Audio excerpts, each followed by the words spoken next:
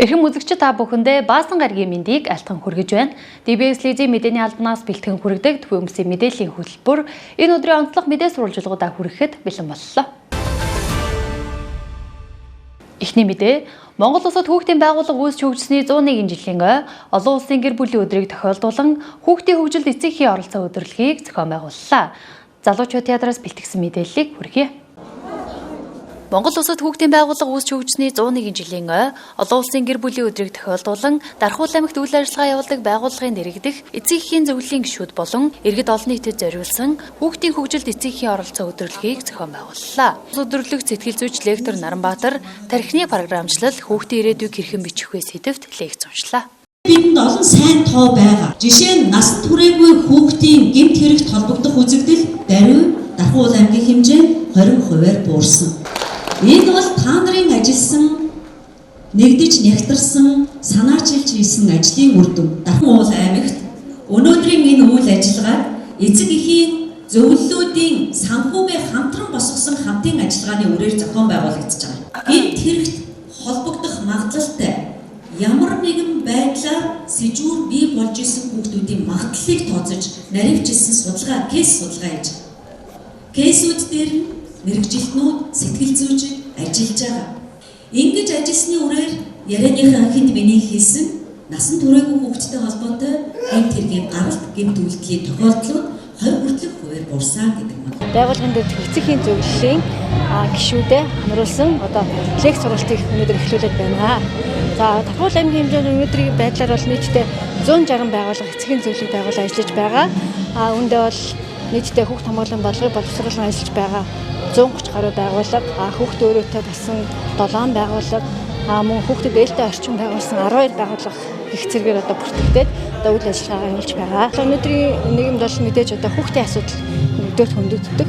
Тийм учраас бид бүхэн байгууллагын дэргэдэг эцэг эхийн зөвлөлийн албаагчдаар дамжуулаад хүүхдэд нийгмийн өнөөдрийн байдалтайгаа уялдуулсан лекц сургалтыг зохион байгуулж байгаа л да. Энэ нь бол эргээд орчин үеийн нийгэмд хүүхдүүдэд үзүүлэх үлгэр дуурайлал, эцэг эхчүүдийн үүрэг хариуцлага хүүхдтэйгээ зөв болгосон харьцах гэх зэрэгээр мессеж мэдээллийг эцэг эхчүүдэд хүргэж байгаа. Гэр бүл судлаач лектор Наранбаатар лекторыг урьж авчирсан байгаа. 2022 оноос эхлээд хүүхд хамгааллын жилиг болгон зарласны дараа бас мөн лектор маань урьж авчирсан. Ингээд 2 дахь удаагийнхаа урилгыг хүлээж аваад хамтран лекц зохион байгуулж байгаа. Хүүхдийн хөгжилд эцэг эхийн оролцоо удирдлагын нээлтийн үйл ажиллагаанд хүүхэд хөгжлийн ордны дэргэдэх охидын бүжгийн хамтлаг мэдчилгээ дэвшүүллээ. Мөн хүүхдийн туслан сургууль дугуйлангууд үйл ажиллагаагаа танилцууллаа. Дараагийн мэдээ Дархан марафон 2026 бүх нийтийн гүйлт гүйгчтэй Дархан марафон цэгийн сайтаар бүртгэж байна. Мөн экспод оролцох аж ахуйн нэгжүүд болон сайн дурын ажилтнуудыг бүртгэж эхэлжээ. Хойд бүсийн томоохон марафон Дархан марафон 2026 бүх нийтийн гүйлт өргөн цар хүрээнд 2026 оны 5 дугаар сарын 30-ны өдөр зохион байгуулагдана. Дархан марафон 2026 бүх нийтийн гүйлтэд оролцох гүйгчтэй Дархан марафон цэгийн сайтаар бүртгэж байна. 1.5 км гэр бүлийн гүйлт 2-6 настай хүүхэдтэй гэр бүл болон тэрэгцэртэй иргэн харааны бэрхшээлтэй иргэн 54-өөс дээш насны ахмад наснууд оролцсноо. 5 км эрүүл мэндийн гүйлт 12-оос 17 насны өөрийгөө сорих, өөртөө итгэлтэй өсвөр насныхан зориулсан гүйлт 5 км насанд хүрэгчдийн өөрийгөө сорж эхлэх зай 18-аас дээш насны анхлан гүйгчдэд хөрөмжтэй өөртөө итгэх итгэлийг бий болгоно. 10 км спорт гүйлт 18-аас дээш насны фитнес болон спортоор хичээллэгчид идэвхтэй гүйгчдэд зориулсан. 21 км хагас марафон 18-аас 34, 34-өөс 54, 55-аас дээш гэсэн 3 насны ангиллаар зохион байгуулагдана. 42 км холын зан гүйлт бүтэн марафон 18-аас дээш нас гэсэн олон ангиллаар зохион байгуулагдана. Бүртгэл 2026 оны 5 дугаар сарын 20-ны өдөр хаагдана. 5 дугаар сарын 21-ээс гүйгчдийн номерыг Дархуул аймгийн Бие тамир спортын газраас тараагдана. Марафоны үеэр автомашингүй өдөр болон хөдөлгөөн эрүүл мэндийг дэмжсэн экспо тус зохион байгуулагдана гэдгээрээ онцлогтой байна. Экспод оролцох аж ахуйн нэгжүүдийг болон сайн дурын ажилтнуудыг бүртгэж эхэллээ. Бүх нийтийн гүйлтийг дэмжиж хамгийн анхны хамтран ажиллах ивент тгийх түнш байгууллагууд болсон Бурхан Деко асфальт, Дархан цэлэнгийн цахилгаан түгээх сүлжээ, Монс хүнс, газар өгөөж, Дарханы дулааны сүлжээ, Дархуул аймгийн Шавьтай хоккей холбоонд тус талархал илэрхийлье.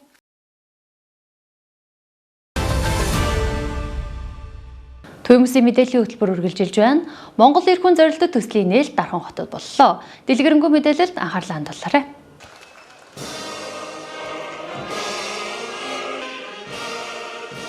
Монгол Улсын ерөнхийлөгчийн санаачилсан Эх оронч Монгол үндэсний хөдөлгөөний хүрээнд Дархуул аймгийн иргэдийн төлөөлөгчдийн хурлаас Монгол эрх хүн зорилттой төслийг хэрэгжүүлэхээр төлөвлөж өнөөдрийн нээлтийн арга хэмжээг Дархан United Arena-д ёслол төгөлдөр зохион байгууллаа. Нээлтийн арга хэмжээнд Эх оронч Монгол үндэсний хөдөлгөөнийг санаачлагч Монгол Улсын ерөнхийлөгч Ухнагийн хүрэлцэх, Улсын хурлын гишүүн төрийн байгуулалтын байнгын хорооны дарга жавхлан нар цахим мэдчилгээ дэвшүүллээ. Төр бүрийн шиг иргэний хайрлах иргэн бүрийн хамтын оролцоотойгоор эрхтэйчүүдийг бэлдсэн бодлого нөлөөллийн ажлуудыг доктортой хэрэгжүүлэх анхаарч ажилласаая.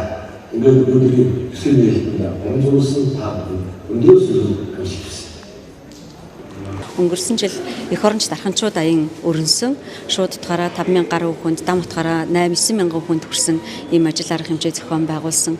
За олон талт ажил арга хэмжээний үр дүнч бас гарсан байгаа.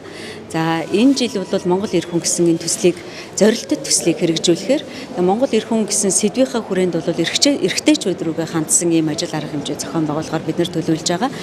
За одоогийн байдлаар 10 гаруй төрийн байгууллагууд бол хамтран ажиллаад үйл ажиллагаагаа эхэлсэн байж байна.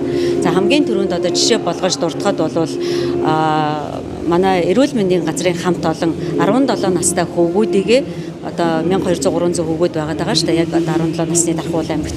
Тэдгээр хүүхдүүдийгээ эрүүл мэндийн үзлэгт хамруулад одоо ер нь дуусч байна. За тэгээ ганцхан одоо эрүүл мэндийн үзлэгт хамруулахаас гадна дараа нь эмчилгээг үргэлжлэхээр бас энэ ажил онцгой ач холбогдолтой. Тэгэхээр эрүүл мэнд, боловсрол, нийгмийн хамгаалал, хөдөлмөр эрхлэлт, за тэгээд нийгмийн оролцоо манлайлал гэсэн эдгээр сэдвүүдээр эрхтэйчүүд дээрээ төвлөрч ажиллана. Тэгэхээр ирчүүдийн маань оролцоо энэ нийгэмд их чухал байгаа. Ирчүүдийнхаа манлайлал дээр одоо суурилж, хойч үеийнхэндээ эх оронч үзэл хандлагыг төлөвшүүлэх, тэднийг ёс зүйтэй хүн болгож төлөвшүүлэх, ээж аав гэр бүлээ хүнддэгдэх энэ үзэл хандлагыг төлөвшүүлэх, бусад одоо нийгмийн чиг баримжаатай олон сургалт нөлөөллийн ажлыг зохион байгуулах ажлыг хийнэ.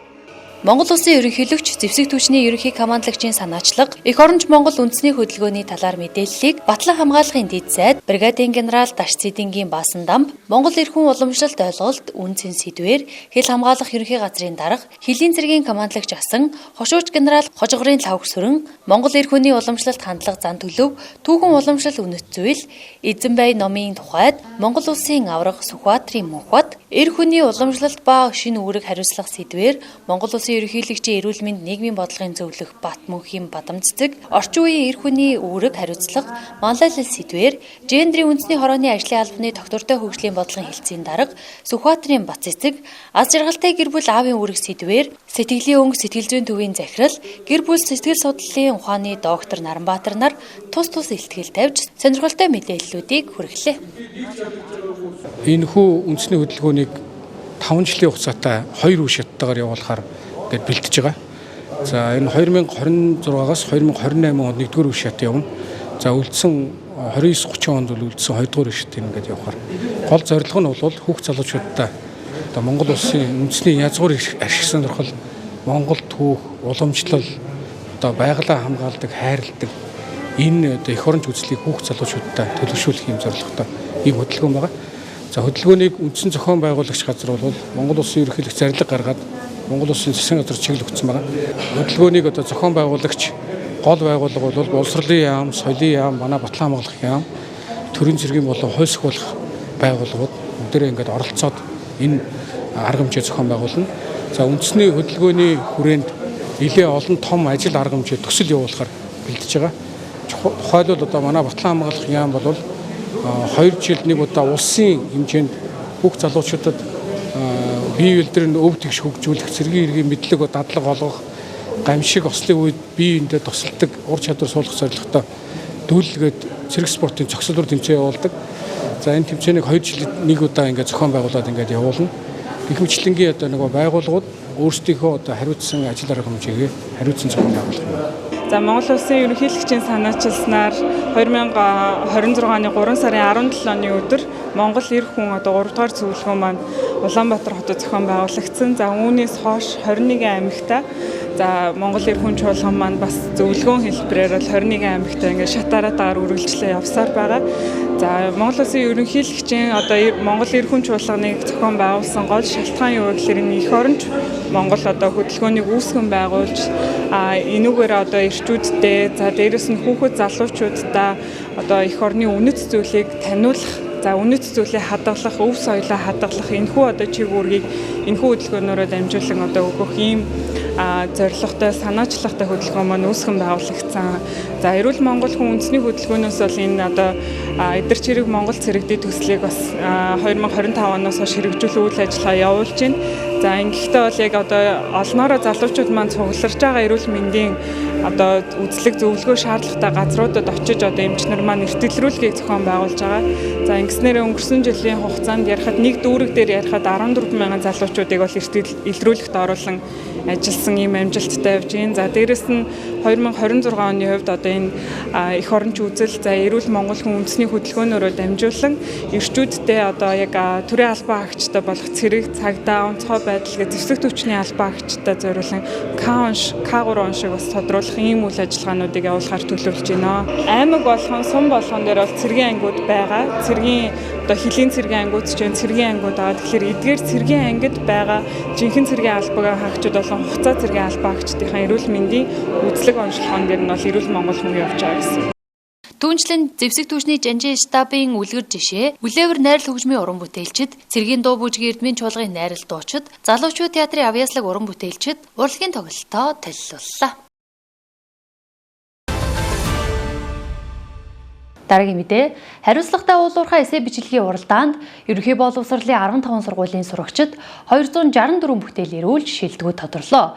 Уралдааныг улсын хурлын гишүүн, аж үйлдвэр эрдэс баялагын сайд, Дамдын ямын ажлын алба, Дархуул аймгийн боловсролын газар хамтран зохион байгууллаа. Улсын хурлын гишүүн, аж үйлдвэр эрдэс баялагын сайд, Дамдын гишүүнээс санаачлагаар ажлын албанаас хариуцлагатай уулуурхай миний оролцоо гэдэг сэдвээр ахлагын сурагчдууд анх удаага эссе бичлэг уралдаан зохион байгуулсан. Эссег бид нэг 14 өдрийн хугацаанд хүүхдүүдээ зарлаад тэгээд одоо материал аваад ингээд шалгаруулахад хүүхдүүдэд маш их төвтэй оролцлоо. Нийт 264 хүүхэд эссегээ ирүүлж амжилттай оролцсон.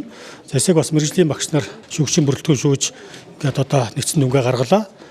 За эссений маань зорилго бол мэдээж одоо энэ уулуурхай бол Монгол улсын одоо баялаг. Энэ баялагийг хэрхэн зөв зохистой ашиглах вэ? За ялангуяа одоо нөхөн сэргээлт, байгаль орчны хамгаалалт, за тэгээд орон нутгийн хөгжилд энэ одоо уулуурхай энэ ашиглалт толгуурлдаг тий хэрхэн зөв зохистой ашиглах гэдэг талаар хүүхдүүдийн бас санаа бодлыг сонсох, за бас дараагийн одоо бодлогын төвшөнд хэрэгжүүлэхийн зорилгоор зохион байгуулсан. За хүүхдүүдээс байна маш их одоо сонин зэм шийдэл санаа бол гарсан гэдэг манай шүүгчийн бүртгэн ярьж байна. Ер нь бол эндээс одоо авах, за тэгээд цаашдаа бодлого тусах маш олон тийм зүйлүүд бол энэ эссе дотор хүүхдүүд бол гаргаж бас ингэж тавьсан байна гэдгийг хэлж байна. Нөгөө талд яг ер нь хүүхдүүд бол мэдээд ирээдүйд одоо Монгол улсыг авч явах, Монгол улсад амьдрах энэ хүүхдүүд бол ирээдүйнхөө одоо тэр зургийг бас бодож сэтгэж одоо энэ эссенд оролцсон харагдаж байна. Ер нь бол одоо тий зөвхөн өнөөдөр биш тий маргааш ирээд одоо энэ уулуурхай тий Монгол улсад хэрхэн одоо нөлөөлөх вэ? Хэрхэн Монгол улсын хөгжил хөдөлгөөн талаас олон сонин тийм шийдэл саналыг гаргасан байна.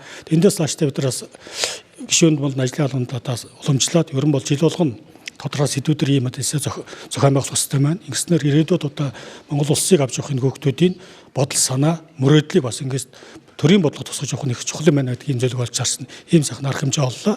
За тэгээд энэ сайхан арга хэмжээг санаачилж зохион байгуулсан ихрэл өгшин Дамдны ажлын албаныхандаа бас нийт одоо боловсролын салбар хамт олонны өмнөөс хүүхдүүдийн хонос талархал илэрхийлж ажилтнаа амжилт хүсье. 15 дугаар сургуулийн 10 ангийн сурагч Нандин шиг би хариуцлагатай уулуурхайн салбар эссенд манай уурхайч хүн тэгээд аавынхаа тухай бодож бичсэн. Тэгээд аавынхаа хувийн сахилга бат ажилдаа ханддаг хандлага мөн бидэрт юу гэж сургадаг тэр бүхнийг бичсэн байгаа. Оюуны ирээдүйн сургуулийн 11-6 Б Дамар банд би хариуцлагатай уулуурхай эссенийхаа дэд сэдвийг миний төсөөлөх хариуцлагатай уулуурхай гэдэг сэдвийг сонгосон. Үүнийхээ хүрээнд яагаад уулуурхай хариуцлагатай байх ёстой вэ? Тэгээд үүний үр дагаврыг тусгаж бичсэн. Намайг Бэм Соронгийн отгон ангир гэдэг би Шүтээс лицей ахлах сургуулийн 11-ийн Б ангид сурдаг. Тэгээд би энэ эссенд болохоор ээжийн өсөж төрөнсөн хүүдний гол гэх газрын бохирдол уулуурхай малтлагаас болоод ямар зүйлс тохиолдсон голын бохирдол гэх зэргийн талаар бичсэн. Тэгээд би энэ эссенд тэргүүн барьсан. Дараагийн мэдээ. Дархан сумын гэмтэргээс урьдчилан сэргийлэх ажлыг зохицуулах салбар зөвлөлөө санаачлан зохион байгуулсан өсвөр үеийнхэн зориулсан лекцэд 14 сургуулийн 400 гаруй сурагчид хамрагдлаа. Дархан сумын гэмтэргээс урьдчилан сэргийлэх ажлыг зохицуулах салбар зөвлөлөөс өнөөдөр хүүхэд өсвөр үеийнхний гэмтэрэг зөрчлөөс урьдчилан сэргийлэх, өөрийгөө хамгаалах мэдлэг чадварт суралцуулах, зөв хандлага төлөвшүүлэх зорилгоор сарлуу харав сургалтыг зохион байгууллаа. Дархан сумын гэмтэргээс урьдчилан сэргийлэх салбар зөвлөлийн хувьд бол хүүхэд багчуудтай холбоотой гэмтэргийн судалгаан дээр үндэслээд өнөөдрийн арга хэмжээг санаачлан зохион байгуулж байгаа. Сэтгэл зүйч лектор Наранбаатрыг урьж авчираад за одоо тухайн хүүхдүүдэд өсвөр насны буюу 7 дугаар ангиас 12 дугаар ангийн за тэр дундаа одоо 7 8 9 дугаар анги 13-аас 15 насны хүүхдүүд рүү илүү одоо голчилж цуглуулсан байгаа. За эдгээр хүүхдүүдийн одоо сэтгэл зүй болоод бусад чиглэлийн асуудал дээр одоо хэрхэн одоо хүн төлөвшлөлийг бий болгох вэ? Одоо харилцаа хандлага ямар байх вэ? Сургуулийн орчин за мөн одоо гэр бүлийн орчинд ямар асуудлууд тулгардаг вэ? Тэдгээр асуудлыг хэрхэн одоо даван туулах вэ? Гэдэг иймэрхүү асуудлуудаар одоо хүүхдэд яг зориулсан програмаар одоо хөтөлбөртөө ийм арга хэмжээг зохион байгуулж байна. За энэ хүн арга хэмжээг зохион байгуулах болсон шалтгаан гэвэл зуны амралт буюу хүүхдүүдийн урт хугацааны амралт болох гэж байгаа. Энэ одоо урт хугацааны амралттай холбогдуулах хүүхдүүд маань гэртээ хараа хяналтгүй за мөн одоо бие даан байх ийм нөхцөл одоо байдалд бий болдог. За энийг хүүхдэд одоо биеийг хэрхэн яаж авч явах вэ?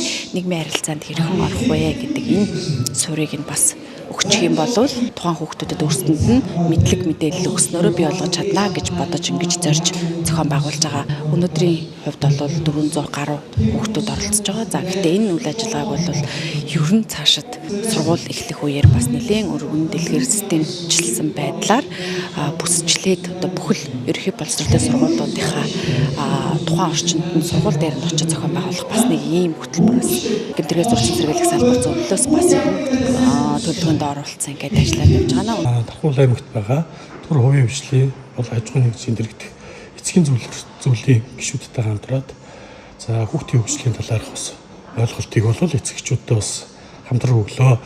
За яг одоо энэ үед бол бид нар Дархан сумынхаа гэмтэргээс урьдчилан сэргийлэх зөвлөлтөд хамтраад хүүхдүүдтэй ирээдүйн одоо аялалд өсвөр насныхан нас эхлэнэ гэдэг одоо өөрийнхөө нээх буюу одоо өөртөө итгэлийг олох зорилгоор бас энэ удаагийн лекцийг зохион байгуулж байна.